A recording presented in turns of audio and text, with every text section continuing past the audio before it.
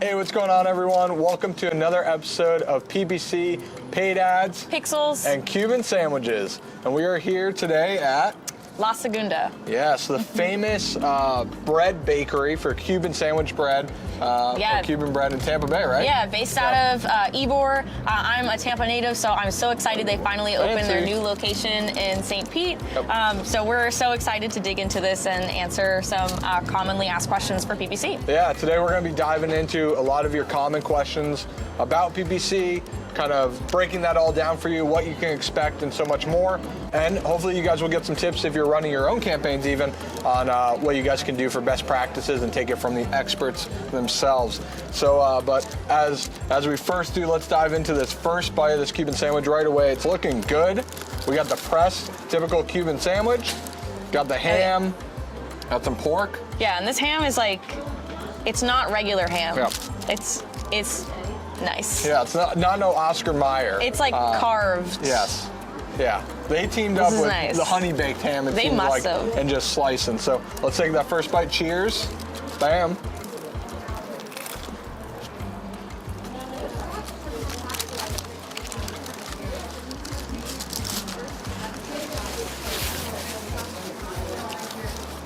Okay. I'm impressed. All right, first bite, what are your thoughts? Really great. First bite, I need to get another bite with, I think, like everything in it. I didn't really get any of the pork on my bite, so we'll have to kind of take another bite to really decide. Okay, all right. But overall, impressed. Good overall first crunch. Excited to see what we do and when we dive into the rest of it. But let's dive into some questions. Let's go. And we might have to take a few bites here and there because that was pretty good. All right, so we got Melissa, of course, the PPC campaign manager, the all-star, the go-getter. She's crushing campaigns, e-commerce, lead gen, everything, all in between. So I figured she's the best person to really answer your questions. So let's first start with the first one. I think we get this one a lot, is why don't I show up when I type in my keywords into Google search? That's a really great question, and again, a really common one that we get all the time. And ultimately, it just depends. It depends on a couple of different factors. So where are you searching from? There's, different location settings that we can implement. So maybe you're not in the location of where your target audience would be. Different match types, maybe you aren't searching the exact keyword that we have implemented in the campaign. Those are some really, really big factors that generally would inhibit you from seeing your ads in real time. Yeah, those are some of the big main factors. One that I always like to add in is of course the algorithm and the amount of impressions and things like that. So what happens is when you actually bid on a keyword, you're actually bidding in an auction. So if you say only have $30 a day on the specific campaign or ad group, Google is going to select which ads show up at which time and actually serve your ads based upon the bids, the auctions. It gets a little complicated. So there's multi factors, but things could be happening, and those are things to keep in mind. So let's see. Question number 2. When should I be using something other than a search campaign? Something like maybe a call-only campaign, remarketing. Absolutely. So I know we start a lot of clients with search campaigns because that's where we that's building the basics for them when it comes to Google ads. When should they be using something else? I think a really big thing that people should realize and think about is kind of what the end goal of your campaign should be. So for example, if your end goal is to drive product purchases on a website, a search campaign might be nice for brand awareness, but it ultimately leads to a lot of work on the user's end. So it might be best to start with something like a shopping campaign where it takes us immediately right to that product page, less work for the user, really high intent traffic coming in at that point, right? It's like a lot of good pre-vetting. Yeah. So that's one reason. Especially with the shopping, sorry, cutting in. Oh, no, you're good. Especially with the shopping ads, I mean, you get to see the imagery, right? As a buyer, if you're clicking on that, you're most likely more intentional about purchasing. You see the price right away, so it's really pre-vetting that traffic. So it's more high intent traffic to your site. Absolutely. Yeah, that's a really great one. The other thing here is maybe people are looking for services right away. In that case, call only might be the best choice. It's something that's really quick, pops up on all your mobile devices there, so you can just tap to call. The next thing for remarketing would maybe be to re-engage past traffic. If you're trying to get people, back on the website or back to purchase a product or whatever that case may be, it might be nice to re-engage those users once again. We might find that the actual purchase process maybe takes a lot longer, and there's a big research process involved before opting in. So being able to reach those people and those users, just as many times as possible and keep your brand top of mind is really key in that scenario. Yeah, almost that 1-2 punch, right? Having that search, maybe remarketing, or that search and Google Shopping, whatever that looks like. But, it all matters, really kind of boils down to their customer journey. What does that look like? And then also on the technical side, sometimes people want to start with, say, remarketing right away, and we may not have that audience built out inside Google Ads or Google Analytics, and we can't import that data. So that's why when working with our PPC campaign managers, they get to actually advise you right on what data we have, what strings that we can pull, and what campaigns we can build, and what's going to perfectly fit your business and where you guys are at. Yeah, that's a great point. Boom! So this one's a really good one. I think we get this a ton. Is my niche better for Google or social ads? Ooh, that's a good one. I think, it really depends. A lot of times with smaller, kind of more local businesses, we've been seeing a lot of really great results with with Facebook ads. So that's nice because you can get really targeted. Running some beta campaigns. Yes, of course. So you can get really targeted with the locations and intentions, basically, and what kind of people that you're serving to. It really depends on your type of business. So as Melissa mentioned, if somebody's looking for a plumber, somebody probably needs that service right now. So they're searching for those types of services and that keyword right away. Whereas you may see an ad for a plumber on Facebook, but you may not actually need their services right now. So when you have a business, when you have something that's very high intent, you want to go with Google. Facebook is great for those local businesses, kind of giving that more top of the funnel, right? That discount, that offer, things like that. People that are considering your brand or purchasing from you. Yeah. But overall, good for discovery as well. Yeah, good for discovery as well. So overall, you should really just have the omni-channel presence. It boils down to, right? Having multiple channels.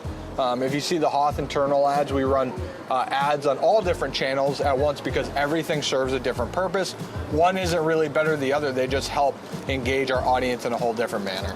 It's getting cool down here. Let's take another bite. We'll take a break from the questions and go into second bite. Try to get some of that pork.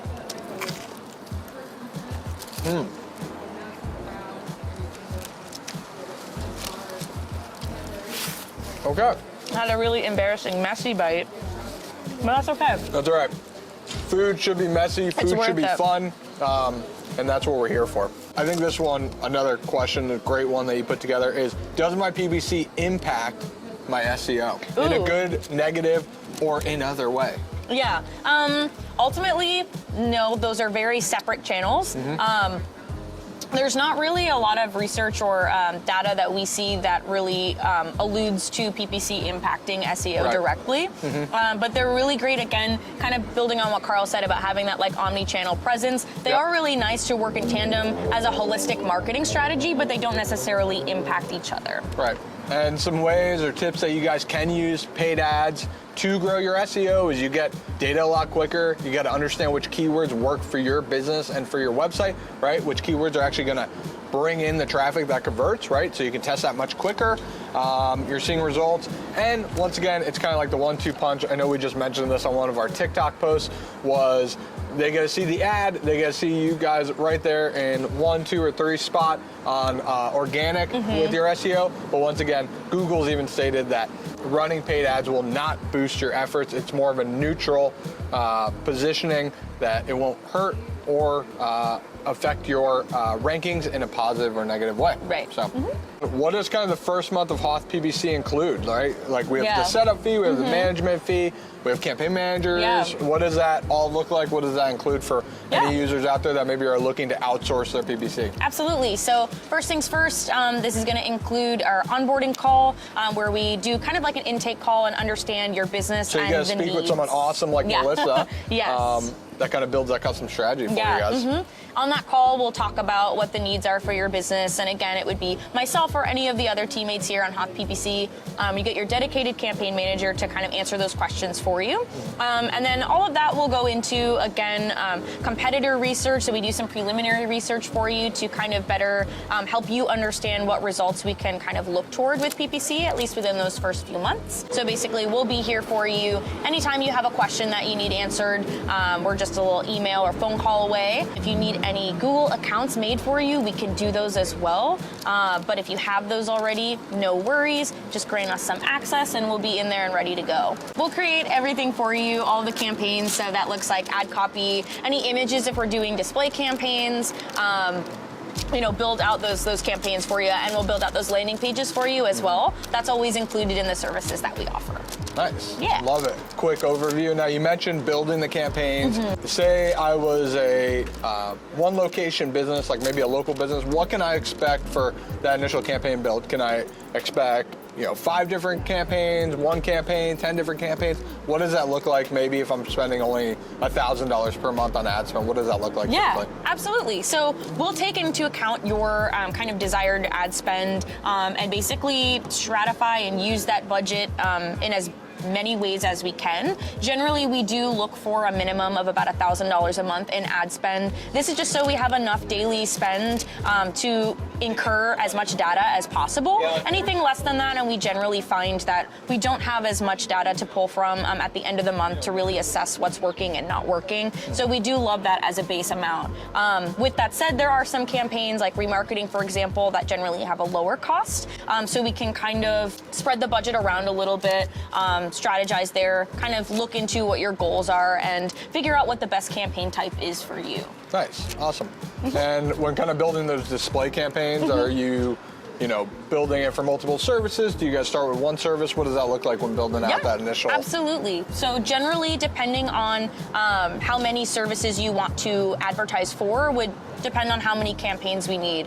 We generally want to stick to about 1 service per campaign. So if you are a plumber, for example, and you also do HVAC services, we would probably have 1 campaign for plumbing, and we'd have to set up another campaign for HVAC just so we can have a really solid message match with the ad copy, keywords, and the landing page copy. So there's no confusion going forward with people who are interested in your services. They kind of see the same messaging all throughout that journey, all the way until they opt in.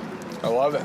That kind of goes over our top questions that we get about PPC. Is there anything else that you can kind of think of that you want to cover, kind of say it out to the people, give them some tips, anything like that when kind of creating that first campaign or managing a campaign out there? Yeah, I guess the only thing that I can think of that is a really common question we get asked a lot, which we've covered in previous videos before, would just be kind of landing pages versus website. That's a pretty common question. People asking if we can run traffic to their website instead of a landing page. And generally, the landing page is probably the best way to go because, again, building off that message match, we have a clearer understanding of kind of what services are being offered. And also, it's just a really simple page for people to, opt in and just kind of have one task at hand. Right, yeah. And we've covered this many Keeping the times. people focused. Yes, exactly. So we went through some common Q&As of PPC and kind of how things work and how we work here with HOTH PPC, kind of set up your guys' campaigns to run you on Google search, remarketing, and Google shopping. But let's dive into the review here. Let's take one more bite. Oh.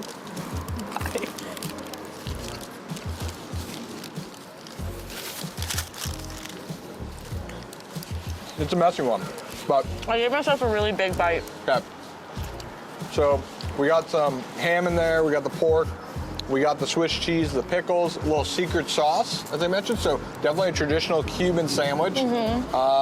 Pressed bread, really nice. What would you rate this? How do you feel about it, Melissa? Man, I've been looking forward to this for a long time, and I gotta say, this did not disappoint. Okay.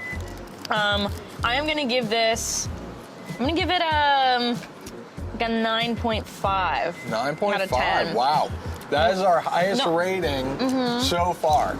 The only reason it's not a 10. Okay. I do wish that the pork was a little bit, more evenly spread out, so I get a little bit in every bite. Okay. All right. And then honestly, I'm a big sauce person. Right. I think sauces are integral for food. Just great, yeah.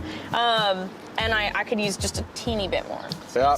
That would be a 10 for me. Okay, all right. I'm gonna go with a solid 9 on this one. This one was very good. Once again, I would think, gotta go more sauce. Yeah. Want a little bit more sauce. Next time I would just say extra sauce, and it might, if you just say extra sauce, you might just have to get a side of sauce next time. But if we get the traditional out of the box Cuban sandwich, I would go with the 9. The ham, very interesting. I loved how they added the thick ham in there. I love the ham. And compared to some other places that were like traditional Cuban restaurants that we went to and visited, I mean, the quality in this for about the same price is really big. So they stand up to their name and their reputation around here in the Tampa Bay area. If you're in the Tampa Bay area, check them out in the St. Pete or Tampa location. True. And there we go, guys. There's the common questions of PPC, and here's another episode of Paid Ads, Pixels, and Cuban Sandwiches. We'll see you on the next one.